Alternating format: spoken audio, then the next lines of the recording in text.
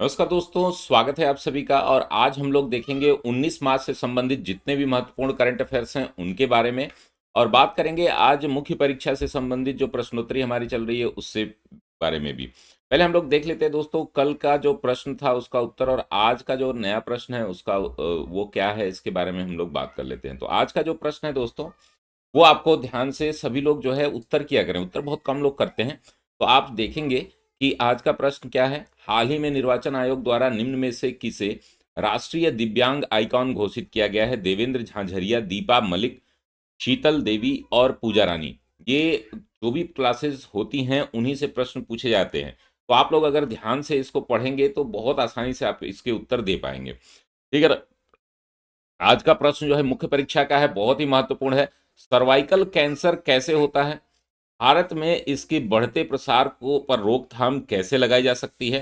कुछ सुझाव प्रस्तुत करें। और इस पर जो है बहुत सारा जो है कंसर्न है। 4 मार्च को भी इसको एक अवेयरनेस डे के रूप में मनाया जा रहा था, इस मार्च में ही। तो सर्वाइकल कैंसर जो है, इससे प्रश्न बहुत ही ज़्यादा स्पेकुलेटेड है, तो आप लोग ज़रूर इसको ध्यान में रखें। हम लोग देख लेते हैं कल के प्रश्न का उत्तर क्या था। यानी कि जो आपसे प्रारंभिक परीक्षा और मुख्य परीक्षा के प्रश्न पूछे जाते हैं उनके उत्तर भी अगले दिन दिए जाते हैं। ठीक है ना। तो अभी हथियारों की एक सिपरी रिपोर्ट आई थी 2024 के अनुसार। विश्व के प्रमुख हथियार आयातक देशों का सही क्रम क्या है दोस्तों? तो भारत अभी भी नंबर 1 पर बना हुआ है। फर्स्ट पर है जो दोस्तों इंडिया, और आपका सेकंड पर है आपका सऊदी अरेबिया। ठीक है ना। तो सऊदी अरेबिया दूसरे पर होगा। तो आप देखेंगे एकमात्र ऑप्शन आपको दिख रहा है सी। ठीक है ना। भारतीय दृष्टिकोण से वैश्विक कल्याण के लिए कृत्रिम बुद्धिमत्ता एआई की उपयोगिता का संक्षेप में वर्णन करें। ठीक है ना। कृत्रिम बुद्धिमत्ता पर आज आपको आंसर अभी इस क्लास के लास्ट में मिल जाएगा। बहुत ही बेहतरीन आंसर है। आप देखेंगे कैसे इसको फ्रेम करेंगे, क्या करेंगे। अभी आप कमेंट बॉक्स में बताएंगे कि टॉप 5 जो है, टॉप 5 एक्सपोर्टर, हमने इंपोर्टर के बारे में बता ही दिया। ठीक है ना। एक्सपोर्टर ऑफ आर्म्स, ठीक है ना, हथियारों के एक्सपोर्टर्स जो हैं वो कौन कौन से हैं, टॉप 5 आप कमेंट बॉक्स में बताएंगे। आयातक जो है टॉप 3 आपने देख लिया है। चलिए आज की क्लास शुरू करते हैं और लास्ट में हम लोग प्रश्नों का उत्तर भी डिटेल में देखेंगे। यानी कि ये प्रश्न जो है आपसे पूछे गए हैं, जो कल पूछा गया था उसका उत्तर हम लोग आज देखेंगे। चलिए दोस्तों, पहला आप देखेंगे क्या कि हम न्यूज़ देख लेते हैं, कुछ 7-8 न्यूज़ जो आप आज महत्वपूर्ण हैं आपके लिए। अवैध गतिविधियों अवैध गतिविधियां रोकथाम अधिकरण, यानी कि एक ट्रिब्यूनल बनाया गया है। किसकी अध्यक्षता में? नीना बंसल की अध्यक्षता में। क्या नाम है इनका दोस्तों? नीना बंसल कृष्णा। नीना बंसल कृष्णा जो कि दिल्ली हाईकोर्ट की पूर्व न्यायाधीश रह चुकी हैं। इनको जो है इसमें बनाया गया है अध्यक्ष। अध्यक्ष के बारे में हम लोग बात करेंगे किस तरीके से जो है आप जो है नीना बंसल कृष्णा की जो है वो याद रख सकते हैं। केंद्र सरकार ने अवैध गतिविधियां रोकथाम अधिकरण का गठन किया है। क्यों किया है भाई? यह अधिकरण यह निर्णय करेगा कि मुस्लिम कॉन्फ्रेंस जम्मू एंड कश्मीर भट्ट गुट और मुस्लिम कॉन्फ्रेंस जम्मू एंड कश्मीर सुमजी गुट को गैर कानूनी संगठन घोषित करने के पर्याप्त कारण हैं कि नहीं। अब ये क्यों हुआ है दोस्तों? क्योंकि लास्ट मंथ जो है, यानी कि फरवरी में, इन दोनों संगठनों को 5 वर्ष के लिए गैर कानूनी, यानी कि यूएपीए के अंतर्गत, यूएपीए का फुल फॉर्म कौन कौन बताएगा कमेंट बॉक्स में बताइए। चलिए, यूएपीए का फुल फॉर्म मैं यहां पर बता देता हूं, अनलॉफुल एक्टिविटी प्रिवेंशन एक्ट। ये कब आया था ये आपको बताना है। ठीक है ना। कई बार मैं क्लासेस में बता चुका हूं। इसके अंतर्गत जो है इसको 5 वर्ष के लिए गैर कानूनी घोषित कर दिया गया था। इन दोनों को फरवरी में 5 वर्ष के लिए गैर कानूनी संगठन घोषित किया गया था, क्योंकि जम्मू कश्मीर को भारत से अलग करने के लिए ये आतंकी संगठनों को सहायता कर रहे थे। ये न्यूज सुनने में आई थी। ठीक है ना। तो ये आपकी भारत सरकार द्वारा जो है इसको गठित किया गया है किसके रूप में? एक ट्रिब्यूनल के रूप में, जो क्या करेगा, जो ये निर्णय करेगा कि ये जो संगठन है वो गैर संवैधानिक है कि नहीं, यानी कि गैर संवैधानिक नहीं मतलब कि गैर कानूनी है कि नहीं। ठीक है ना। चलिए आगे बढ़ते हैं। हमारा दूसरा जो न्यूज है, सरस्वती सम्मान 2023, जिसमें 15 लाख रुपए दिया जाता है बिरला फाउंडेशन द्वारा, जो ये दिया जाता है। अभी मलयालम भाषा के कवि जो है प्रभा वर्मा को सरस्वती सम्मान जो है आपको दिया गया है वर्ष 2023 का। ठीक है ना। उन्हें यह सम्मान उनका जो काव्य संग्रह है रुद्र सात्विकम इनका नाम याद रखेंगे आप, और 2013 से 2022 के दौरान साहित्य में उनके योगदान को दिया गया। बस ये नाम याद रखिए, प्रभा वर्मा जो है ये मलयाली कवि हैं, मलयालम भाषा के कवि हैं। बस ये आपको याद रखना है। सरस्वती सम्मान 2023 का इनको मिला है। अब दोस्तों एक सर्वे आया है, एक रिपोर्ट आई है जो कि लगातार प्रतिवर्ष जो है आती है। ये जो है ये किसकी रिपोर्ट है दोस्तों? स्विस संगठन है IQAIR की ये रिपोर्ट है दोस्तों। और ये क्या कहती है कि विश्व की सबसे प्रदूषित राजधानी जो है वो नई दिल्ली है। 2018 से लगातार चौथे वर्ष, यानी कि चौथे वर्ष कॉन्जिक्यूटिव 4 ईयर्स से भारत की राजधानी जो है दिल्ली सबसे प्रदूषित राजधानी के रूप में दर्ज किया गया है। इसको आप लोग ध्यान में रखेंगे, ठीक है ना। अब ये रिपोर्ट 2023 की जारी हुई है। दिल्ली का पीएम पार्टिकुलेट मैटर 2.0 2022 में 89 प्रति घन मीटर से बढ़कर के 92.7 प्रति घन मीटर 2023 में ये हो गया है। यानी कि 22 से, यानी एक साल में इसका पार्टिकुलेट मैटर जो है वो बढ़ा है। बिहार का बेगूसराय जो है विश्व की सबसे प्रदूषित शहर के रूप में इसको नोटिफाई किया गया है। तो ये दोनों इंफॉर्मेशन आप बहुत ही ज्यादा काम की हैं, इसको याद रखेंगे। दोस्तों हमारे कई कार्यक्रम चल रहे हैं उन कार्यक्रमों से आप जुड़ सकते हैं। पहला तो हमारा जो है एक 120 दिन का आपको टेस्ट शेड्यूल है, ये आप हमारे टेलीग्राम चैनल से ले सकते हैं, या हमारे जो है व्हाट्सएप ग्रुप का लिंक आपको डिस्क्रिप्शन बॉक्स में दिया गया है, उससे आप ले सकते हैं। दोस्तों इसमें समर्थ बैच, यूपीपीसीएस प्रारंभिक परीक्षा और समग्र बैच RO 2024 जो है वो आपको पूरा कंप्लीट इसमें शेड्यूल दिया गया है, प्री कम मेंस का।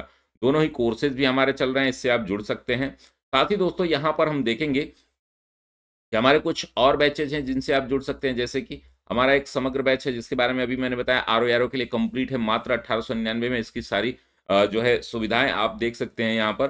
साथ ही दोस्तों अगर आपको किसी भी प्रकार की समस्या हो आप हमें व्हाट्सअप कर सकते हैं 8802913517 पर। RO सचिवालय बैच जो है हमारा चल रहा है, जो कि मात्र 999 में है, इससे आप जुड़ सकते हैं, जिसमें केवल प्रारंभिक परीक्षा के आपके प्रश्न कराए जाएंगे, टॉपिक कराए जाएंगे। रामबाण बैच है आपका जो है 1099 में, जो कि प्रारंभिक परीक्षा आपके यूपीपीसीएस के लिए है। साथ ही लेखनी बैच है, से आप जुड़ सकते हैं, जिसमें हम निबंध लेखन करते हैं, प्रति सप्ताह 2 निबंध आपको मिलते हैं। सुधार बैच है दोस्तों, जिसमें हम लोग प्रति जो है दिन 2 प्रश्न देते हैं, एक करंट अफेयर्स से, एक आपके बेसिक से, जिसमें जीएस पेपर 1 इस समय चल रहा है मॉडर्न इंडिया का, और हमारा करंट अफेयर्स की ये सीरीज है, इससे आप जुड़ सकते हैं। साथ ही हमारा समर्थ बैच है, जिसमें दोस्तों आपको पीसीएस कंप्लीट जीएस 1 2 3 4 5 6 के साथ current affairs, daily PDF, MCQ और सारे टेस्ट सीरीज, ऐसे राइटिंग सब कुछ यहाँ पर कराए जाते हैं। तो चलिए दोस्तों देख लेते हैं और जो हमारी आज की महत्वपूर्ण खबरें हैं उनके बारे में। आज है 19 मार्च से संबंधित हम लोग करंट अफेयर्स देख रहे हैं। हमारे 3 न्यूज़ हो चुकी हैं और 4-5 न्यूज़ और हैं। अगस्ता वेस्टलैंड घोटाला। अब देखिए अगस्ता वेस्टलैंड घोटाला जो है ये दोस्तों किससे संबंधित था? तो दोस्तों यूपीए 1 की एक डील थी और ये जो है इटली, एक ब्रिटिश इटली जो है ये कंपनी है, उसकी जो है इन्होंने क्या किया था, ये ब्रिटिश इटली जो है कंपनी है उसकी जो है इन्होंने 2013-14 में एक घोटाला सामने आया था, जिसमें एसपी त्यागी का नाम आया था और भी बहुत सारे नेताओं का भी नाम इसमें जोड़ा जा रहा था। यह 3600 करोड़ का घोटाला था टोटल, ठीक है ना, जिसमें 360 करोड़ माना जा रहा है कि घूस दिया गया था, ठीक है ना, इसमें धोखाधड़ी हुई थी। और इस पर जो है वहां की इटालियन कोर्ट द्वारा जो है कई लोगों को जेल भी भेजा गया था। तो ईडी ने अभी हाल ही में एक बड़ा काम किया है इसमें। ईडी यानी कि प्रवर्तन निदेशालय ने अगस्ता वेस्टलैंड वीवीआईपी हेलीकॉप्टर घोटाले के आरोपी श्रवण गुप्ता की 16 करोड़ रुपए से अधिक की संपत्ति जो है जब्त की है, जो कि दिल्ली में इनके किसी पॉस एरिया में इनकी पूरी संपत्ति थी 16 करोड़ की, वो जब्त की है। जांच से पता चला है कि 12 वीवीआईपी हेलीकॉप्टर के सौदे का प्रभावित करने के लिए अगस्ता वेस्टलैंड में 70 मिलियन यूरो की रिश्वत दी गई थी, यानी कि 360 करोड़ लगभग ये होता होगा। यह घोटाला जो है यूपीए 1 में किया गया था, जो 2013-14 में सामने आया था। अगस्ता वेस्टलैंड घोटाला अगर आपसे पूछा जाए किससे संबंधित है, तो ये वीवीआईपी 12 जो है ना हवाई वो हैं हेलीकॉप्टर हैं उनसे संबंधित है। बस इतना याद रखना है आपको, बहुत ज़्यादा इससे प्रश्न आपके पूछे जाने की संभावना नहीं है। संगीत कलानिधि पुरस्कार 2024 के बारे में हम बात कर लेते हैं दोस्तों। टी एम कृष्णा जी को दिया गया है। किसको दिया गया है? टी एम कृष्णा, जिनका पूरा नाम है थोदूर मदाबुसी कृष्णा, ठीक है ना, प्रसिद्ध कर्नाटक शास्त्रीय गायक हैं। इनको 2024 का संगीत कलानिधि पुरस्कार से सम्मानित किया गया है। और यह पुरस्कार कौन देता है दोस्तों? मद्रास संगीत एकेडमी, ठीक है ना, मद्रास संगीत एकेडमी जो है इसको पुरस्कार को देती है।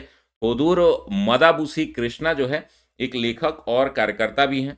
उन्हें 2016 का में रमन मैग्सेसे पुरस्कार भी दिया गया था दोस्तों। रमन मैग्सेसे 2016 में दिया गया था। और इंदिरा गांधी पुरस्कार जो कि नेशनल इंटीग्रिटी के लिए, राष्ट्रीय एकता के लिए दिया जाता है, वो भी इनको दिया गया है। इनका नाम आप याद रखेंगे। संगीत कलानिधि पुरस्कार वो कौन देता है दोस्तों? ये देता है मद्रास संगीत अकादमी देती है। और ये थोदूर मदाबुसी कृष्णा यानी टीएम कृष्णा को दिया गया है। एक लेखक कार्यकर्ता भी हैं और साथ ही साथ ये गायक भी हैं। 2024 में इनकी संगीत कलानिधि पुरस्कार से सम्मानित किया गया है। ये आप याद रखेंगे। अगली जो न्यूज है दोस्तों वो ये है कि अभ्यास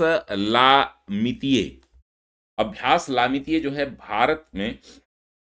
भारत के और सेशल्स के बीच जो है रक्षा बलों के बीच एक सैन्य अभ्यास है। बस ये याद रखना है, इन दो देशों के बीच है और सेशल्स में आयोजित किया जा रहा है 18 मार्च से 10 दिवसीय, ठीक है ना। सेशल्स में आयोजित किया जा रहा है। भारतीय सेना की एक टुकड़ी है और सेशल्स रक्षा बलों का यानी कि सेशल्स जो है डिफेंस फोर्सेस के बीच जो है यह आयोजित किया जा रहा है। इसको लामितीय 2024 के से संबंधित है। भारत और सेशल्स की जो सैन्य सेवाएं हैं उनके बीच एक अभ्यास आयोजित किया जा रहा है।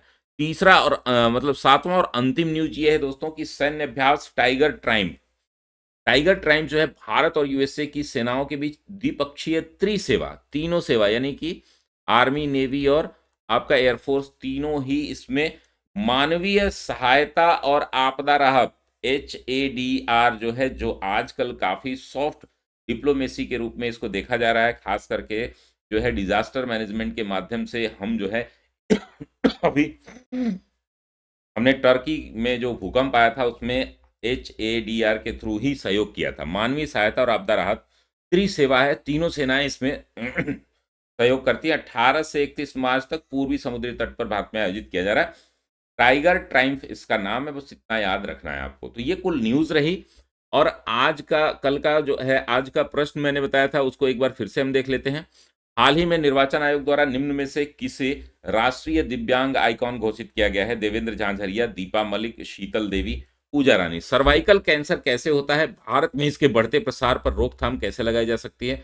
कुछ सुझाव दीजिए। तो ये आपको देखना है। उससे पहले दोस्तों हमारा जो प्रश्न था कल का कि भारतीय दृष्टिकोण से वैश्विक कल्याण के लिए कृत्रिम बुद्धिमत्ता की उपयोगिता का संक्षेप में वर्णन करें। तो इस प्रश्न को लिखने से पहले आपको क्या ध्यान में रखना चाहिए?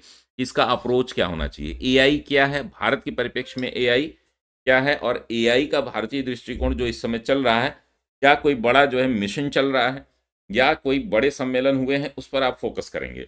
वैश्विक कल्याण में एआई की कैसे सहायक है, इसकी चुनौतियां क्या है, निष्कर्ष क्या है, क्लियर? ये पूरा आपका एक ओवरव्यू होना चाहिए। तो आर्टिफिशियल इंटेलिजेंस का अर्थ है कृत्रिम तरीके से विकसित की गई बौद्धिक क्षमता। यह कंप्यूटर विज्ञान की एक एडवांस शाखा है जो कि वर्तमान में काफी चर्चा में भी है, ठीक है ना। तो इस पे आप ध्यान रखेंगे कि आर्टिफिशियल इंटेलिजेंस जो है वो क्या है। हल्का सा एक लाइन आप दे सकते हैं परिभाषा, या तो नहीं भी दे सकते। भारत सरकार द्वारा इंडिया एआई नामक व्यापक मिशन के माध्यम से न केवल एआई स्टार्टअप इकोसिस्टम बल्कि स्वास्थ्य, कृषि, भाषा अनुवाद, प्रशासन और अन्य क्षेत्रों में दुनिया की चुनौतियों का समाधान करने के वाले व्यवहारिक अनुप्रयोगों का विकास भी शामिल है। यानी कि इंडिया एआई एक शब्द जो है आपको ध्यान में रखना चाहिए कि ये अब जिस तरीके से एआई संबंधित भारतीय और ग्लोबल लेवल पर प्रश्न पूछे जाएं तो ये आप जरूर इसमें शब्द डालेंगे, ठीक है ना। इंडिया एआई का ये मेन ऑब्जेक्टिव क्या है दोस्तों, ये आप ध्यान में रखेंगे कि अगर ये चार्ट ग्राफ आप बना पाएं तो आप बना सकते हैं। विभिन्न निर्णय लेने वाले जैसे कि इंटेलिजेंस सिस्टम बढ़ाने के लिए बेहतर कनेक्टिविटी यानी कि एक दूसरे के बीच कम्युनिकेशन और कनेक्टिविटी को बढ़ाना, उत्पादकता यानी कि प्रोडक्टिविटी को बढ़ाना, जो कि एक मेन जो है विभिन्न निर्णय वाले जो लेने वाले जो कार्य हैं इन सभी को आगे बढ़ाना। सामाजिक आवश्यकताओं को पूर्ण करना, तो हमारे पास सामाजिक आवश्यकताएं क्या है दोस्तों? स्वास्थ्य देखभाल, शिक्षा, कृषि, स्मार्ट शहर, बुनियादी ढांचा एटसेट्रा, जो भी चीजें आपके दिमाग में आती हैं आप यहाँ पर डाल सकते हैं। और नए ज्ञान को सृजित करना, नया ज्ञान जो है किसी भी फील्ड में हो, चाहे वो साइंस हो, टेक्नोलॉजी हो, कला हो, इंजीनियरिंग हो, स्पेस हो, और किसी भी प्रकार का क्षेत्र हो, उन सभी क्षेत्रों में नए ज्ञान को सृजित करने के लिए हम इसके एआई के ऑब्जेक्टिव को समझ सकते हैं, इसके उद्देश्य को समझ सकते हैं। अब दोस्तों हम समझेंगे कि भारत वैश्विक परिवेश में क्या कुछ कर रहा है। तो भारत जो है एआई का वैश्विक सहयोग जो है वो कैसे डिफाइन करेंगे हम? तो डिजिटल अर्थव्यवस्था जो वर्तमान में 2.5 से 2.8 गुना बढ़ रही है, वह 2026 में जीडीपी का 20% बढ़ जाएगा। यानी कि एक ग्लोबल लेवल पर हम अपने जो है जीडीपी के जो हिस्से के रूप में इसको बढ़ाएंगे, वह ग्लोबल लेवल पर इफेक्ट डालेगा। यानी कि हम आर्थिक रूप से सहयोग कर रहे हैं अपना और विश्व का। Global partnership on artificial intelligence यानी कि जीपीएआई शिखर सम्मेलन हुआ था दोस्तों 2023 में नई दिल्ली में। इस सम्मेलन का आयोजन जो है 12 से 14 दिसंबर 2023 तक किया गया। 29 देशों के प्रतिनिधि इसमें पार्टिसिपेट किए। यानी कि ग्लोबल लेवल पर हम एक कम्युनिटी भी डेवलप कर रहे हैं। 3 प्रमुख स्तंभ थे इस जो आपका ये एक सम्मेलन था। इसमें समावेशन, इंक्लूजन, यानी कि आप जो है सभी को समावेशी एआई समाहित करने के लिए प्रेरित करेंगे। वहीं कोऑपरेटिव एआई, सहयोगात्मक, कोऑपरेटिव कोऑपरेटिव एआई की बात की गई है। वहीं यानी कि हमारी जो होनी चाहिए सेफ्टी और फेथ ही होना चाहिए आपके एआई में, यानी कि सुरक्षित और विश्वसनीयता भी होनी चाहिए। सुरक्षा और विश्वसनीयता, सुरक्षित और विश्वसनीय एआई के बारे में इसमें 3 मेन पिलर थे इस पूरे सेमिनार के। जीपीएआई 2023 में नई दिल्ली में आयोजित किया गया था, जिसमें Google, open AI, Meta etcetera जो है बड़े निवेश कर रहे हैं और उन निवेश को नई दिशा और दशा हम दे सकते हैं। साथ ही दोस्तों अगर इसकी चैलेंजेस की बात करें तो नुकसान और अपराधों की एक व्यापक सूची तैयार करना हमारा पहला चैलेंज रहेगा। एआई पर नियमों और कानूनों को लागू करना, जैसे कि हमारा आईटी एक्ट कहाँ कहाँ लागू होता है, नहीं होता है। वैश्विक सुरक्षा और विश्वास का वातावरण बनाना, ये हमारे लिए चैलेंजेस हैं। दोस्तों अगर आप हमारे अन्य कार्यक्रम से जुड़ना चाहते हैं तो आप कमेंट बॉक्स में कमेंट जरूर किया करें। अगर आपको हमारा कार्यक्रम अच्छा लगता है तो आप जरूर हमसे जो है कमेंट करें। जो भी प्रश्न पूछे जाते हैं उन प्रश्नों का उत्तर भी आप अवश्य दें। और दोस्तों एक लास्ट में मैं आप सभी को बता दूं कि ये टाइम टेबल जो है हमारे आपके लिए बहुत ही ज़्यादा ज़रूरी है। इस टाइम टेबल के माध्यम से हमारे कोर्सेज भी चल रहे हैं, उन कोर्सेज से भी आप जुड़ सकते हैं या फ्री अपना सेल्फ स्टडी कर सकते हैं। 120 दिनों की पूरी कंप्लीट प्रोसेस बताई गई है, आप इसमें जुड़ सकते हैं हमारे साथ। और समर्थ बैच हमारे करंट अफेयर्स उत्तर लेखन अभ्यास बैच और लेखनी बैच और अन्य बैचेस से रामबाण बैच, सचिवालय बैच, हमारे अन्य बैचेस हैं, उन बैचेस से आप जुड़ सकते हैं। ये जो है मिलते हैं हम लोग अगली क्लास में। तब तक के लिए धन्यवाद। स्वस्थ रहिए, मस्त रहिए, व्यस्त रहिए और कोशिश करिए कि प्रतिदिन एक प्रश्न उत्तर जो है जरूर लिखते रहें। बहुत बहुत धन्यवाद आप सभी का।